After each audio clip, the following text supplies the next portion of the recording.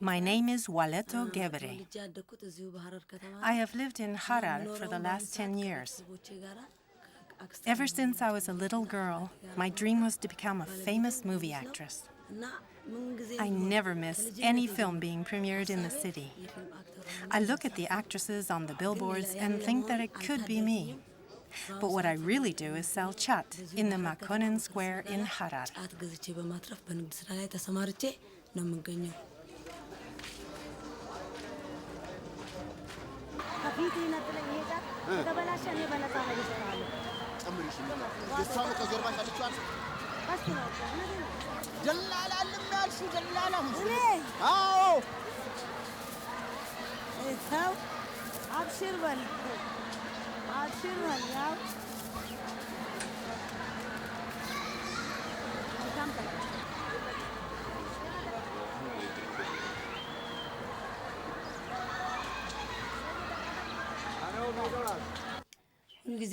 I go to the market every morning and I sell about 10 kilos of chat daily. I usually finish selling my merchandise before noon and then I head home.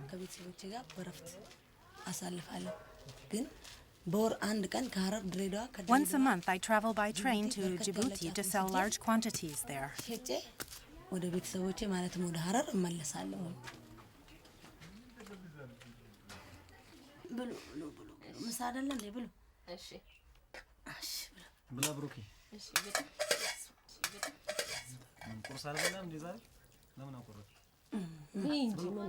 Waleto lives with her husband and several nieces and nephews.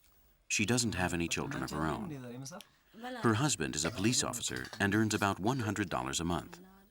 Waleto brings home twice as much money as her husband by selling chat here and in Djibouti. One could say that they are a middle-class Harari family.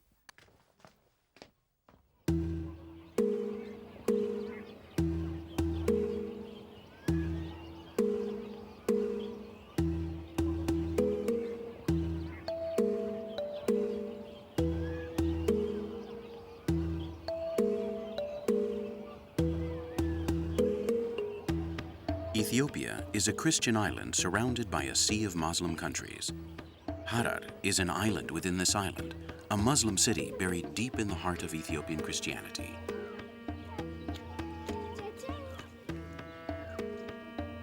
But first and foremost, Harar is a difficult city to classify.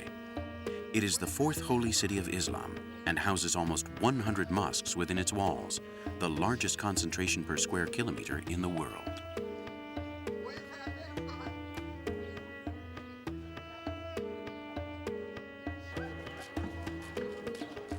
Alongside the numerous mosques, however, there is also an abundance of bars. And at the bars, as well as on the street, during the day and at night, the women are those who control what goes on in the city. They control the production and sale of chat, a plant that is a stimulant that marks the rhythm of life in Harar.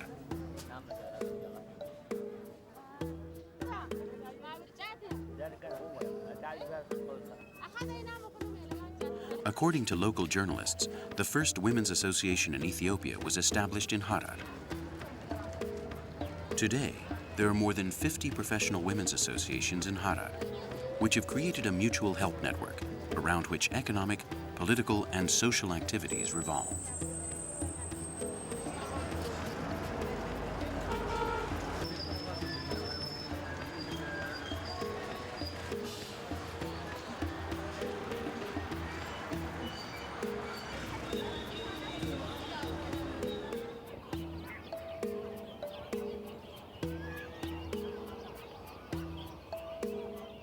For centuries, Harar was the key point for trade between Ethiopia and the Somali coast. To safeguard its sanctity and commercial supremacy, Harar was closed to the unfaithful until 1854, when Richard Burton succeeded in entering the walled city of Harar, where he remained for 10 years as a guest of the Sultan.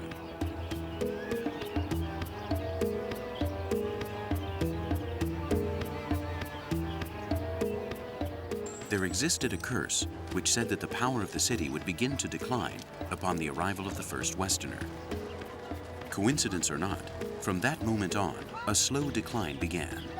A decline which has kept the city dozing, drugged by the effects of chat.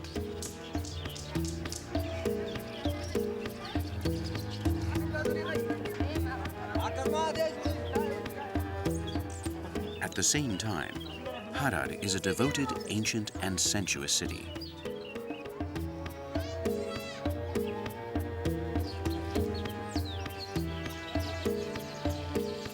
This is the ambiance that Arthur Rimbaud searched for. The French poet took refuge here in Harar when he decided to abandon literature to become a trader and explorer. It was the perfect place to immerse himself completely in the myths of the East.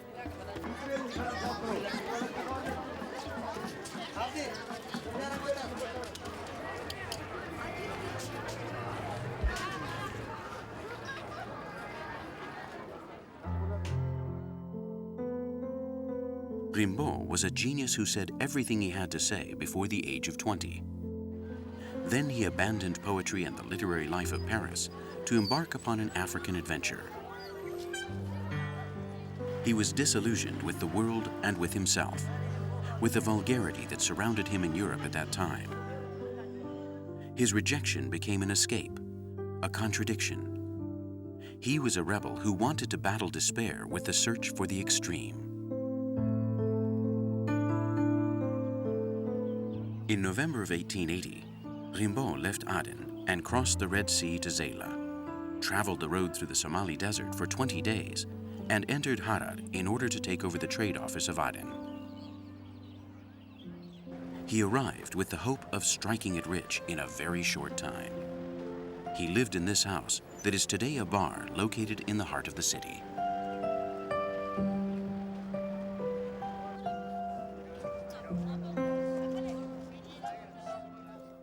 I have come to know the skies splitting with lightning, and the waterspouts and the breakers and current. I know the evening, and dawn rising up like a flock of doves, and sometimes I have seen what men have imagined they saw. I have seen the low-hanging sun speckled with mystic horrors, lighting up long violet coagulations like the performers in very antique dramas. Waves rolling back into the distances, their shiverings of Venetian blinds. I have dreamed of the green night, of the dazzled snows, the kiss rising slowly to the eyes of the seas, the circulation of undreamed of saps, and the yellow-blue awakenings of singing phosphorus.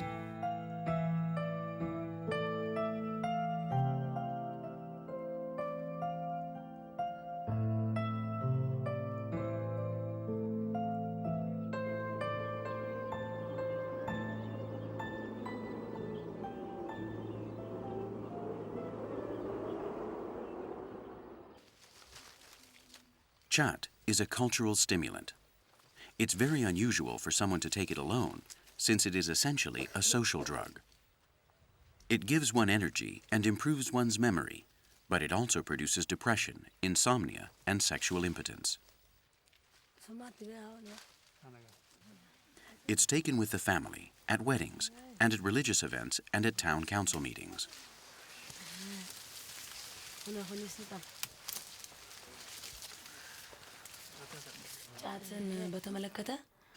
Some people take it to work better, and others take it to study. And there are also people who take it on weekends when going out with their girlfriends, or while having a few drinks to stay awake. While cultivating chat, it must be well cared for during the first 6 months. The weeds growing around it should be cut, and the plant must be watered often. It is also good to fumigate them with smoke, which helps the plant grow good leaves.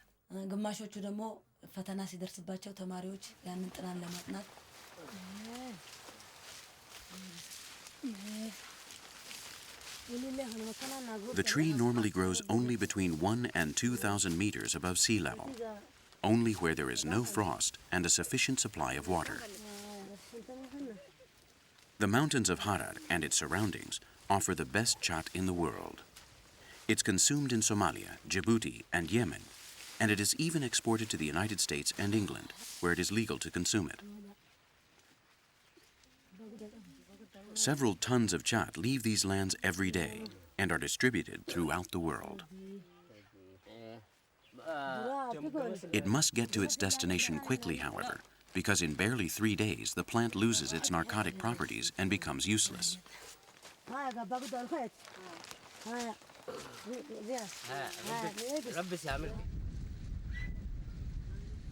Khat does not have a specific growing period. It grows throughout the year, and these mountain highways to the airport or the local highways form part of the landscape of the Horn of Africa.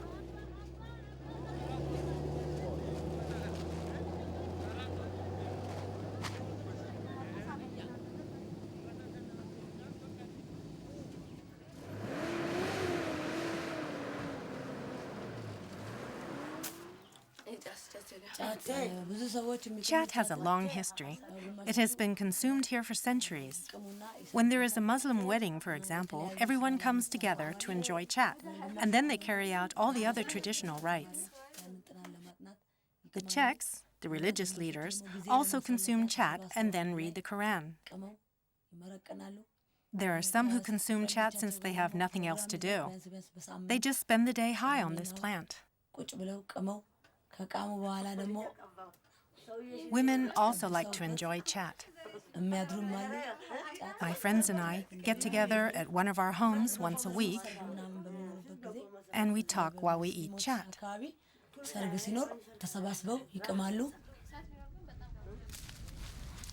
The origin of khat is unknown, although it has been confirmed that there are plantations that have produced this plant for more than 500 years. As for the rest of the stories, they are only legends about its origin. The stories say that it is found in Yemen and even in Somalia, but khat has always come from Harar.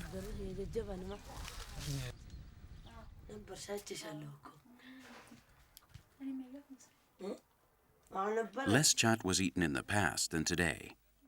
Its use was exclusively intellectual or social, and idle people dedicated to the consumption of drugs didn't exist. Women have been responsible for maintaining the consumption of khat within traditional practices. It's very odd to see women affected by overconsumption.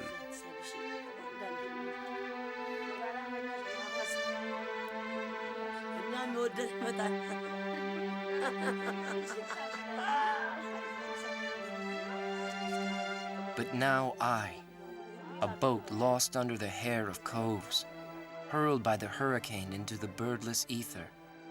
I, whose wreck, dead drunk and sodden with water, neither monitor nor hand ships would have fished up. Who ran, speckled with lunula of electricity, a crazy plank with black seahorses for escort, when Julys were crushing with cudgel blows skies of ultramarine into burning funnels.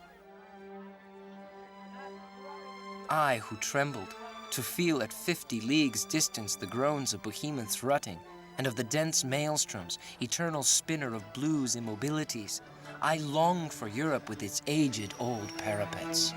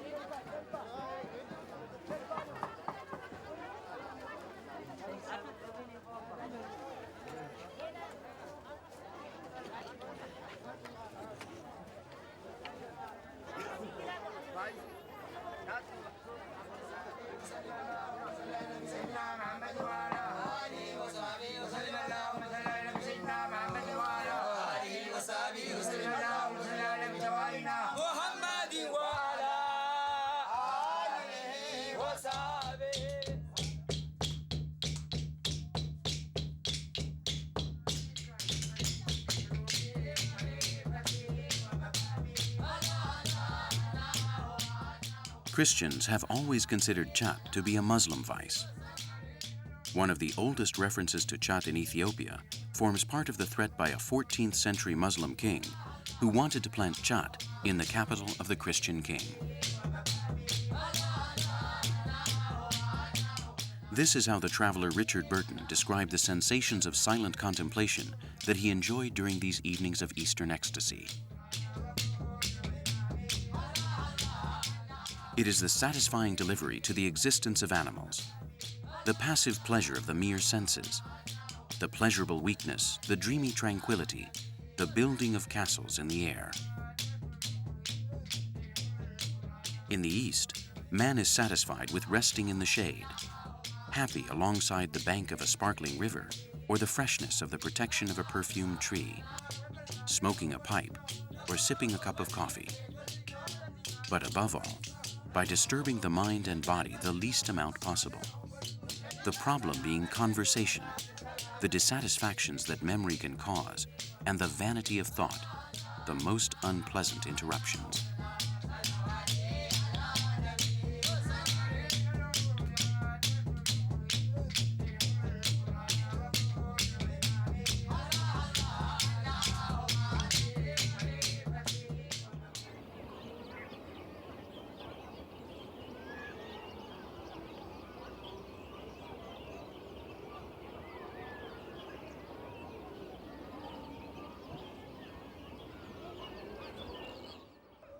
In this ancient palace in Harar, Haile Selassie, the last Ethiopian emperor, was born and lived. Haile Selassie was governor of Harar from a very young age. He grew from his privileged position as governor to become a contender to the throne after the death of Menelik II. After the assassination of the emperor in 1975 and the seizing of power by Mengistu's communists, the family of Haile Selassie was driven out of this home. At present, it's occupied by several families that have divided the space in a very non-aristocratic way.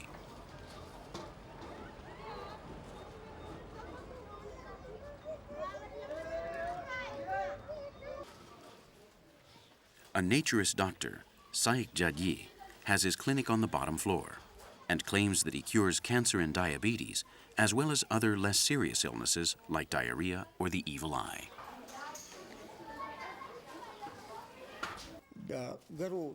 God brings on these illnesses and takes them away when he wants. Many people have been cured with these medicines.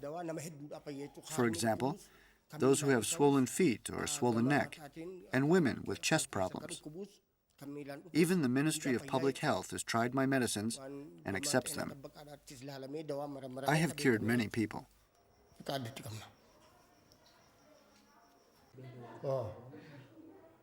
It does not cost Saik anything to rent this building.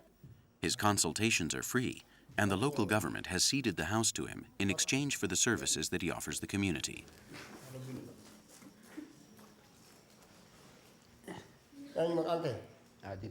To cure people, he uses medicinal plants that he himself collects in the mountains near Harar.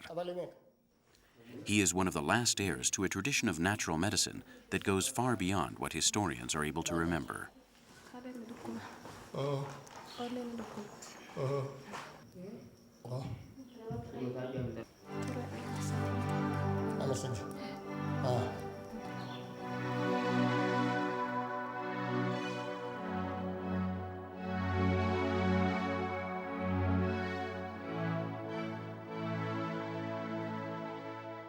I have seen archipelagos of stars and islands whose delirious skies are open to sailors.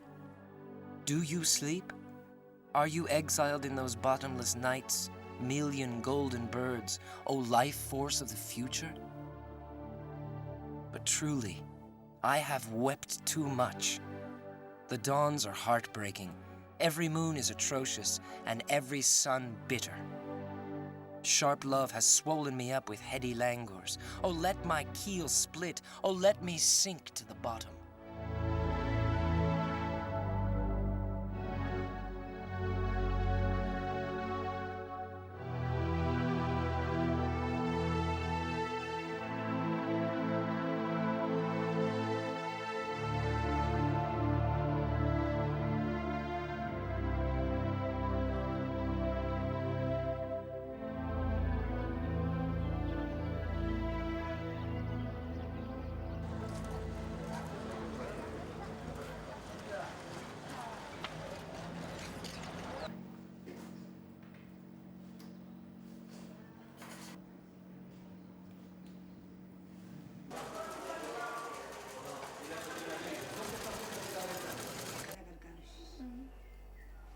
The women's associations are one of the most singular movements in the social life of Harar.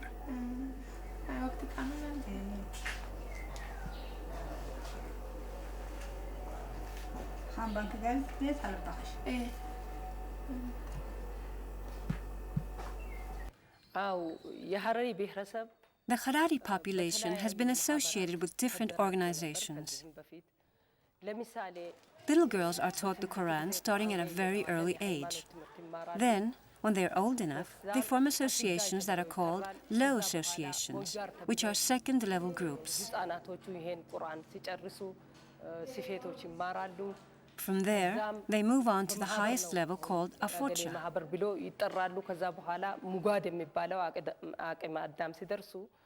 From this age on, they take care of themselves and are even responsible for their families. Although men have their own associations, in reality, women carry out most jobs of responsibility. In fact, if women are mistreated or discriminated against, it is resolved through the associations. There is a book that was written 500 years ago, which talks about how the women of Harar lived together. They were members of a group, and it can be said that this was the first women's association in the world. They have a president, secretary, and their own rules. According to the book, if one of them is mistreated or a member of the family dies, they all help each other.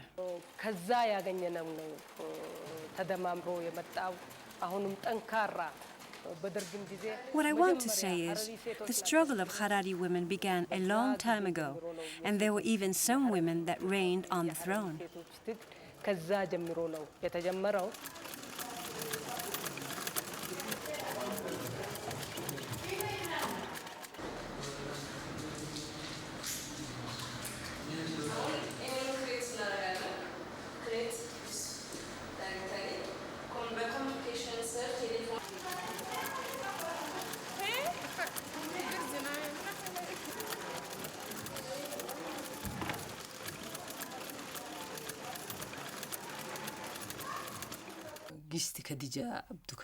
Most of the Harari population is Muslim.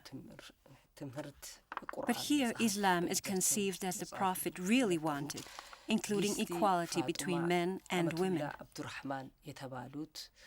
The book more or less talks about these things among many others. Well, explaining it briefly, it more or less talks about the things that the women here in Harar have been doing for a long time.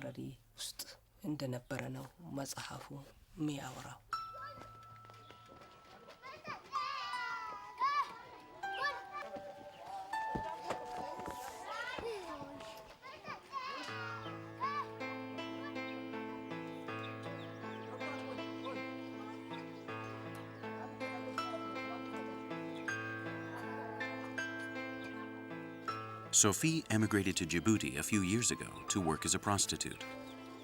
She fell in love with a French soldier and bore his child. Shortly after the birth of the baby, the soldier abandoned her and she had to return home. In order to survive, I established a small kiosk in my home, which is how I take care of my baby. I go to the market, I buy from the wholesalers, and then I resell the things here. I make a 5 to 10 cent profit.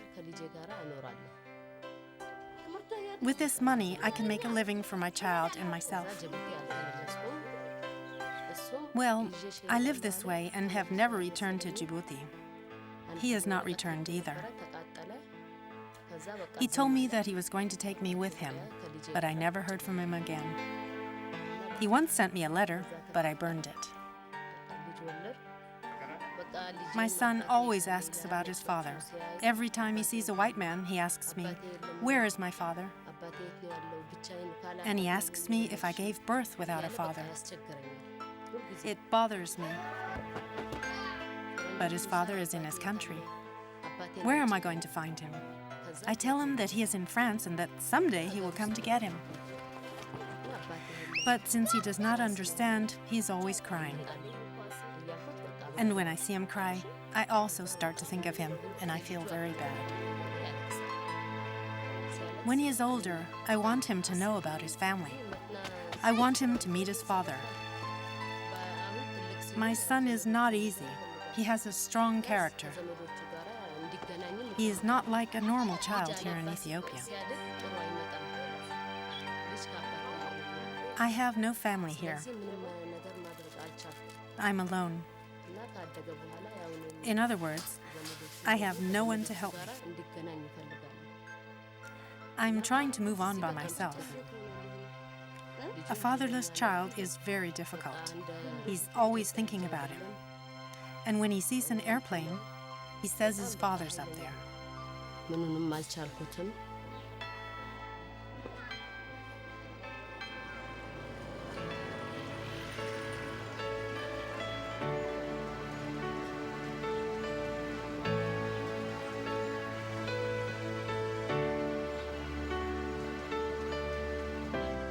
Steady Work sets up her small stall near the main gate of the old city.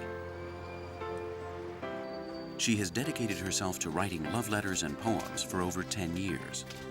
She writes them to order and charges 5 cents for them.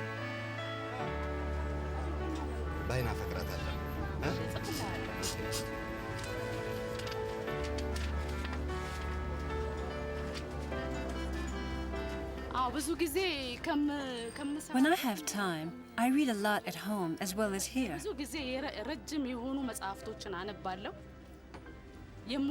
I do not copy the poems from the books that I read, but I invent them myself. They are about love, about loving someone. I know what love is. There are 3 kinds of love. Love of another person, love of a family, and the love of God. I love God and people as well. I can write in different ways, with different styles. I have experience and I can do it. This is my gift, to write and to compose.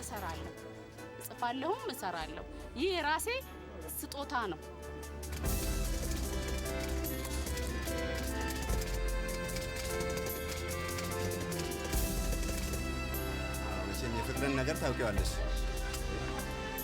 በጣም አስቸጋሪ።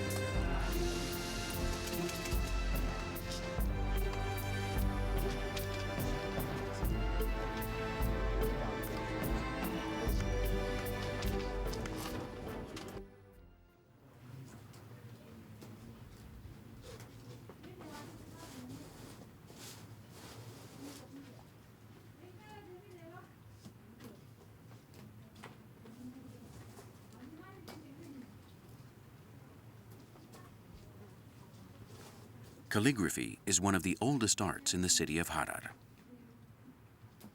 a dying activity that has been kept alive by half a dozen old calligraphers.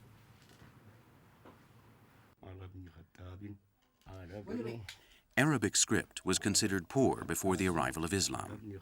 It was a handwriting that did not possess aesthetic value. With the appearance of the Quran, Muslims made an effort to beautify the writing until reaching a grade of excellence. Their aim was not only evocative, but symbolic. Through beauty comes inspiration, and inspiration is the first step on the path towards God. Harar, as the 4th holy city of Islam, was one of the places that consecrated the study of calligraphy. Its calligraphers were put to use in philosophy, medicine, and poetry.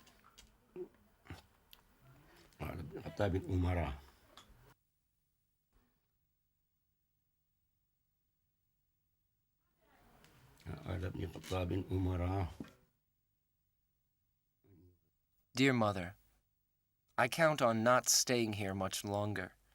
You will hear about my departure very soon. I have not found what I was searching for, and I am living in the most boring way and don't take advantage of my time. As soon as I have saved 500 or 2,000 francs, I will leave, and I will do so with the least regret.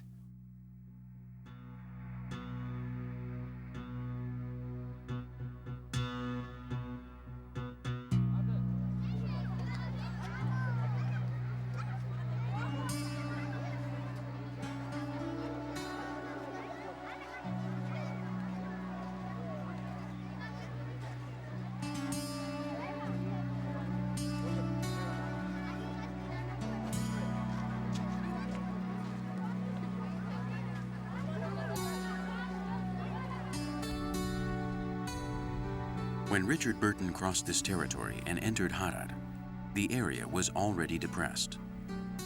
Upon arrival, the Englishman described a desolate panorama. He stated that the men were insensitive and stubborn. He said the women were attractive, but never stopped screaming, and that the men, as well as the women, were famous for their moral decay.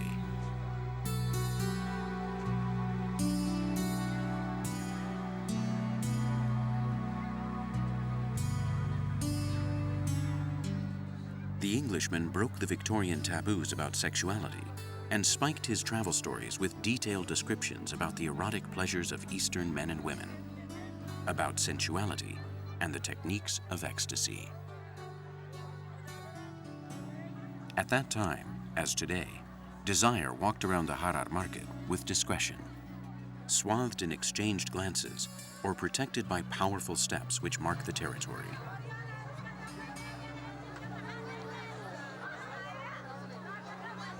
The women of Harar are the owners of space and willpower.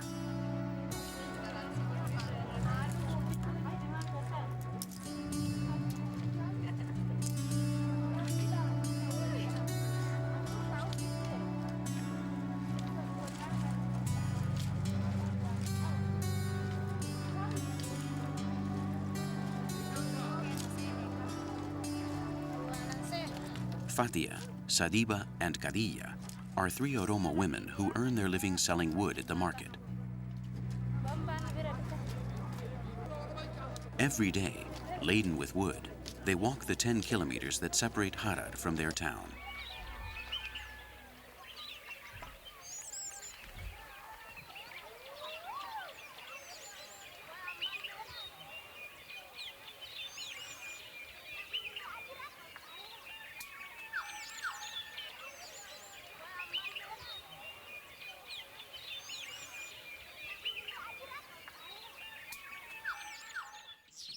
"350 people make up the village. 80 of them are women over the age of 15. These 80 women carry on their backs the weight of the community's economy.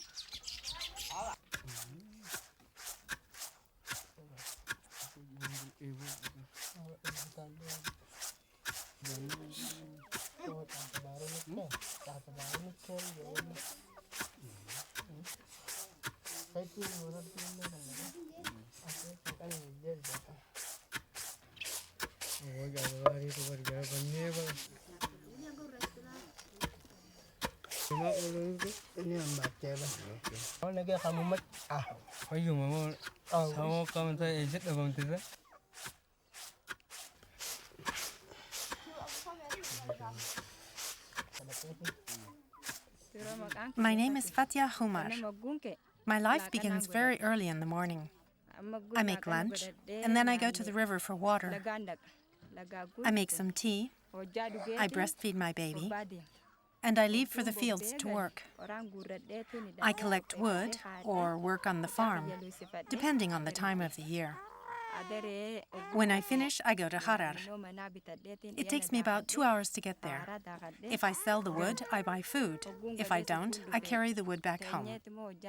When I get home, I make dinner and I go to sleep. The next day, I do the same thing. I do the same thing every day.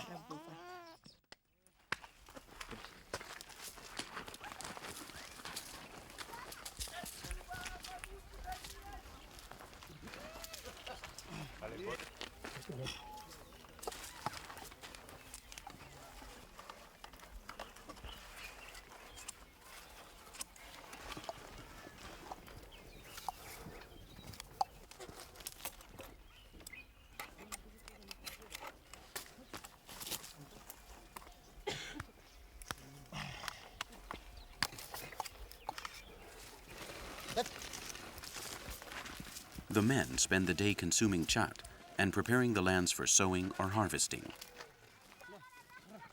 The division of work is very strict. Both men and women take care of the land, while only women take care of the rest. Both take care of the farm and the harvest, but the women are the ones who carry the surplus to the market to sell it.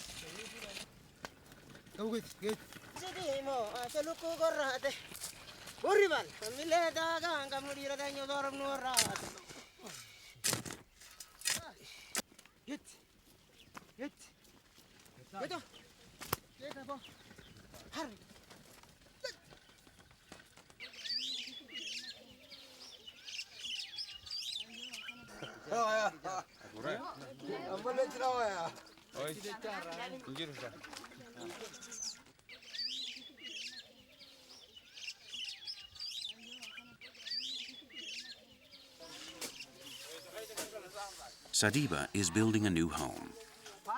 She is recently married and finally is going to have a home for her and her family. Building a home is customarily a community event. All the people come to help with any task, however insignificant it may be.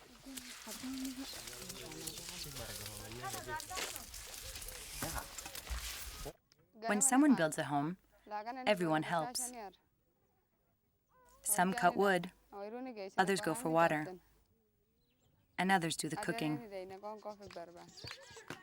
It's like a great celebration. When the job is done, and if the food is ready, we eat. The rest of my life is the same as Fatia's. We do the same things, the exact same things.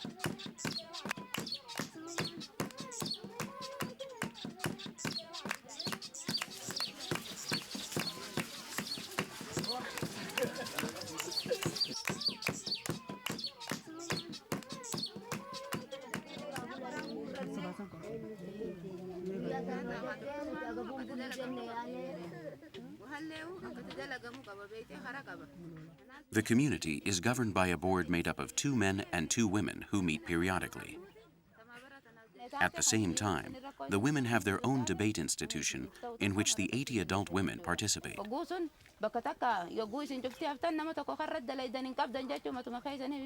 The democratic decisions and agreements made are taken to the board by the 2 women representatives.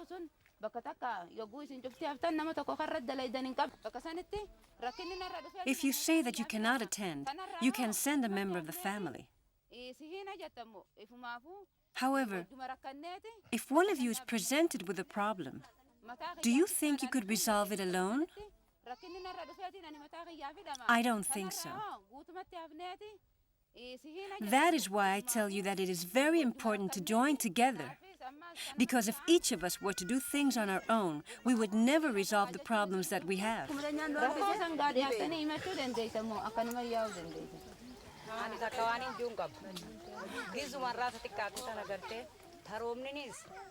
I want to say something. What has made the problem worse is the lack of rain during these last 4 or 5 years. Some of us have to travel very far to find water, and others to find wood. And above all, if we have to attend the meeting, we do not have enough time to take care of our homes. And the children want to eat at night. And our husbands are off doing whatever it is they do. We have to prepare their food too. It is difficult for most of us to attend because of these reasons. If not, we would love to.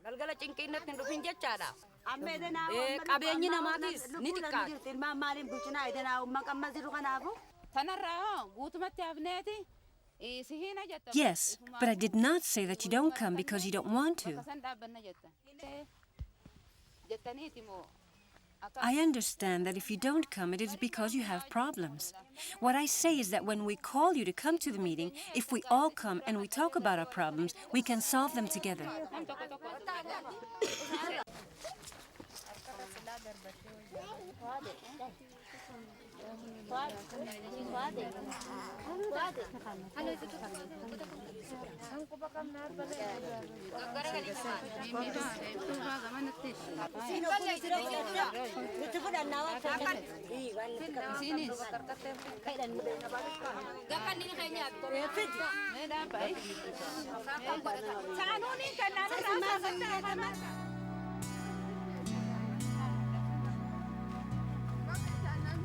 The main source of income for these women is the sale of wood.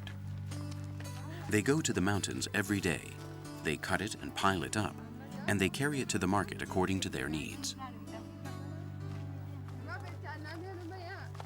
It takes them about 2 hours to walk the distance between their town and Harar. If sales go well, they can earn up to 50 cents a day. If they go poorly, they have to return home with the load on their heads. The money is used to buy salt and other basic foods that they acquire at the market.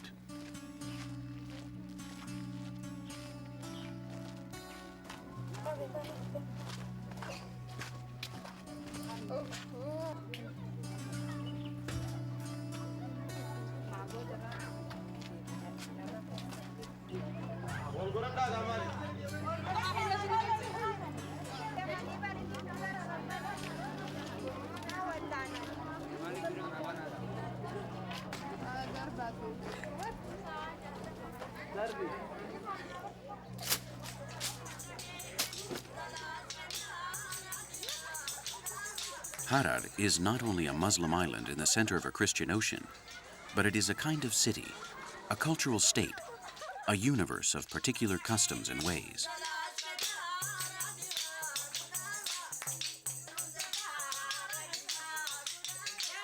Harari is spoken in Harar, a language that is only used in this region. The old suspicion of foreigners and the dark desire to remain isolated from the world have relaxed over time. It does not aspire to political independence anymore. Today, in Harar, nationalism is expressed like a discreet pride for conserving what makes them different and identifies them, but nothing else.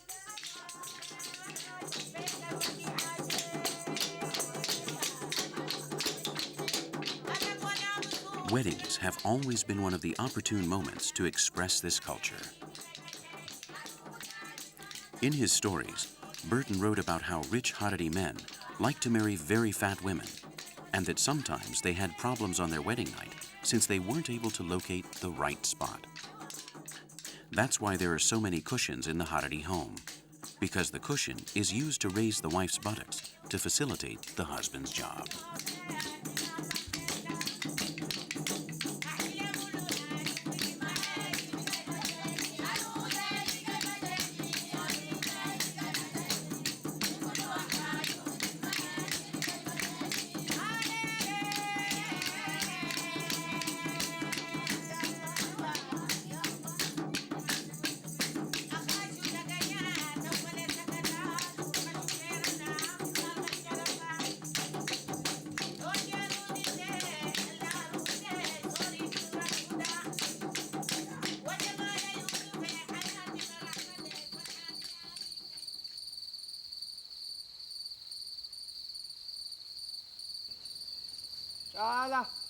Both Burton and Rimbaud described the hyenas of Harar in their writings. For centuries, the hyenas would come close to the walls of the city to eat the garbage at night. It was the custom of certain men to feed the hyenas. Yusuf Nume is the only one left.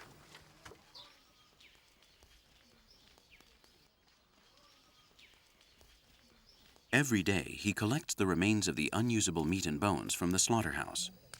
On rare occasions, he kills a cow or lamb. When night falls, he calls the hyenas to eat.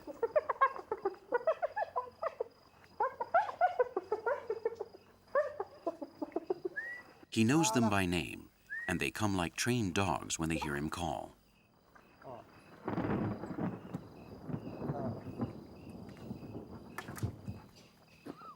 Before, it was a custom.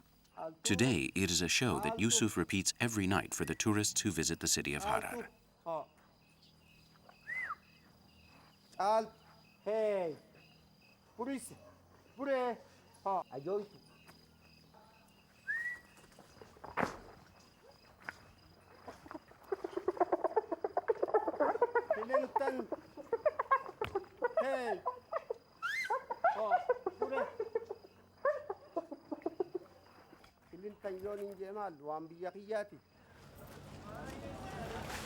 With the daily sale of chat, Waleto earns $15 a week. Her real business is the trip that she takes to Djibouti to sell large amounts.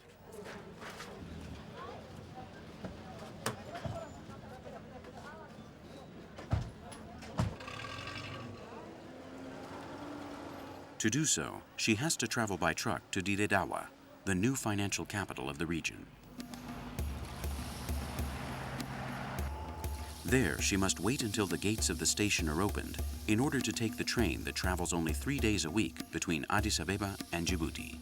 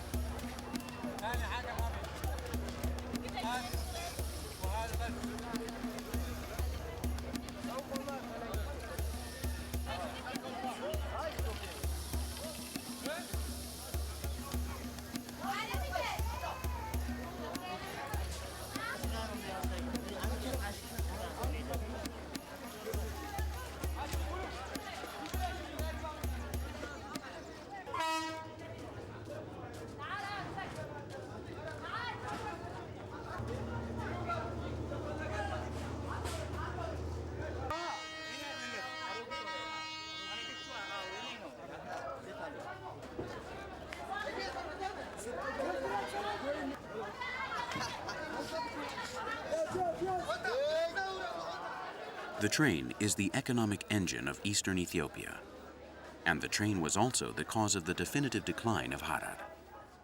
Its inauguration in 1917 marked the beginning of the end for the city. The train replaced the caravans, and the merchandise that would come and go from the Gulf of Aden stopped passing through Harar.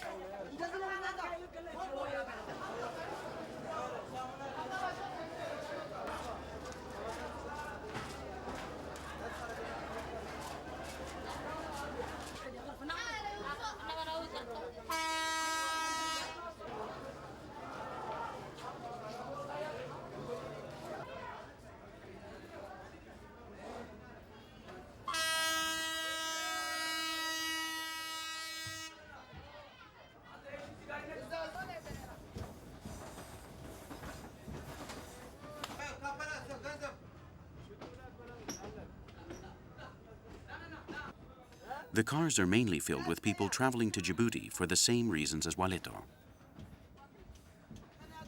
From Ethiopia, and following different paths, 8 tons of chat are exported to Djibouti daily. The small traders travel by train, those traders who do this sporadically and sell a poor quality of chat. Most of the 8 tons of chat, which is primarily of high quality, travels by plane. Each one of these people needs to have a special license. 2 out of every 3 of them do not have one and sell smuggled merchandise. Saeed Mohammed travels by train 3 times every 15 days and has been making the same journey for 5 years.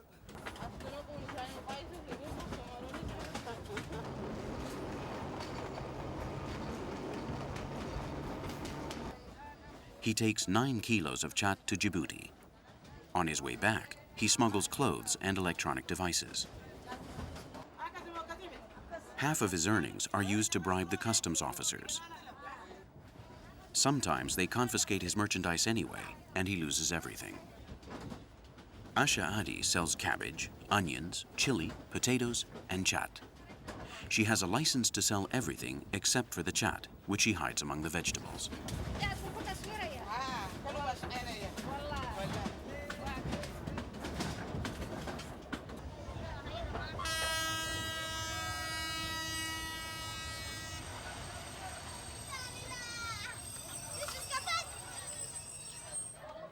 When the train makes a stop, the traders take advantage of the opportunity to sell part of their merchandise. Each kilometer that the train travels away from Dire Dawa, the price of chat is raised in the same proportion. In Harar, a kilo costs $1. In Djibouti, it costs $25.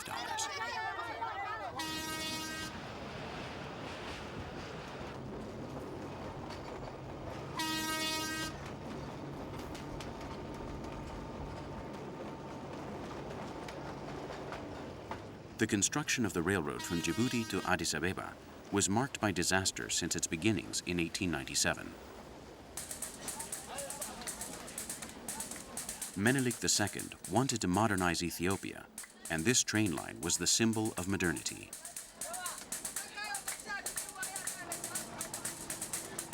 The route to the Red Sea required the tracks to cross one of the most inhospitable territories on Earth. Each kilometer of the line required at least 70 tons of rails and enormous amounts of cement and water, which had to be brought in from considerably far distances.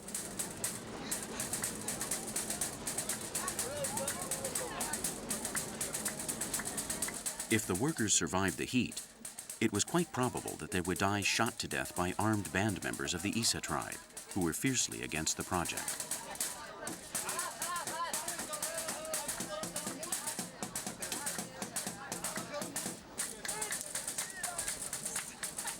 The court of Negus, kings and ambassadors, artists, architects, and adventurers have traveled on this train hoping to reach the imperial city, the capital of the last African empire.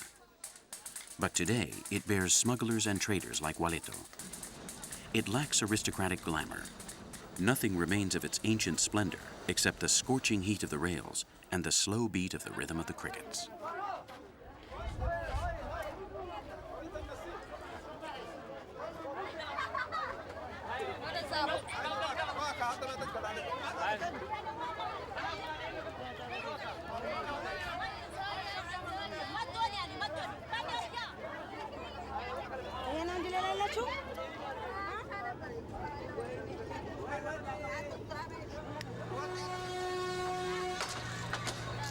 Rimbaud never saw the train. He only made 2 trips to Harar, both on camelback.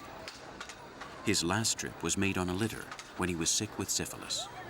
He abandoned Africa without fulfilling his desires, the dreams he had when he had left Europe behind years before.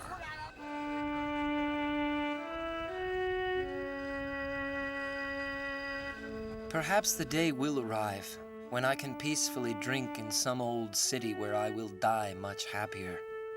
I am patient and know how to wait. If my evil resigns itself, if one day I have gold, will I go north or to the country of vineyards? Ah, dreaming is shameful. It's pure loss. If I become the traveler who I once was, let no inviting inn open its doors to me.